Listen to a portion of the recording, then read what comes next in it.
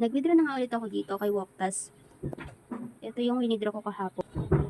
Yung 6,000 coins saka 3,000 coins. Yung 6,000 coins, $10 siya. And then yung 3,000 coins is equal to $5.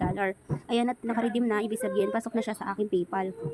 Dahil naglahad-lahad kami kahapon, ito na ulit yung coins ko, 1,214. Then, check natin siya sa PayPal kung pumasok na nga ba siya dun sa aking PayPal. Ito na nga yung income ko kay Woktas. Yung first withdraw ko and then second, napasok ko na yun sa GCash. Then, ito yung kahapon, receive ko na siya yung $10 and then $5.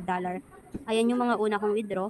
Then, eto na siya, 1,105 na ang pera ko dito na kinita kay Woktas sa pang third and fourth withdraw ko. Napaka-legit talaga niya, wala akong nilabas na puhunan dyan. Diyan, shake lang and then pwede rin kahit ano, basta gagalaw nyo lang yung cellphone nyo, makakakuha na kayo ng coins.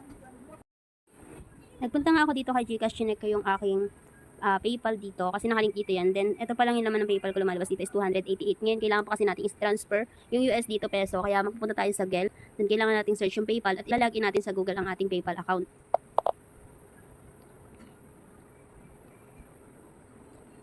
Dito kasi natin gagawin yung pag-transfer. Kailangan lang natin mag-login.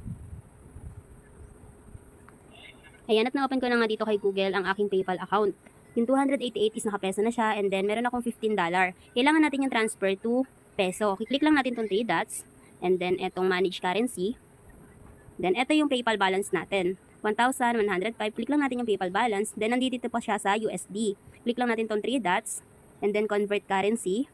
Tapos check natin yung Philippine peso. Then next. And then lalagay natin dito kung ilan yung i-withdraw natin na USD. Ito dahil 15 USD to peso, click na natin siya. Yan, 1 USD is equal to 53 pesos. Then, click lang natin ang next. And then, ayan, click ang convert. Yung $15 natin is naging 806 sa peso. Then, click done. Ngayon, nandito na sa ating peso yung total 1,095 pesos natin. And then, pupunta na tayo sa ating GCash para makapag-cash in na tayo via PayPal. Kailangan yung GCash ay nakalink sa ating PayPal account. I-link natin dito sa GCash. Para maki-check nyo kung paano mag-link, ganito lang, click yung profile, then my link account, and then click lang yung PayPal. Dahil nakaganyan na sa akin, ibig sabihin nakalink na yan. Kailangan lang i-verify yung PayPal nyo.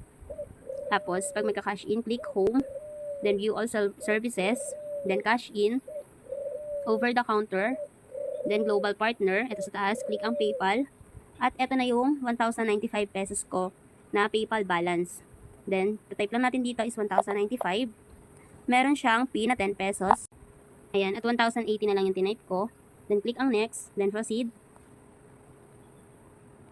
Nakalagay dito is wait for 24 hours. Pero, check natin siya sa ating GCash. Pasok naman na siya agad dyan. Ito na yung 1,080 natin. PayPal to GCash. Yan na lang po kadali mag-transfer ng PayPal to GCash.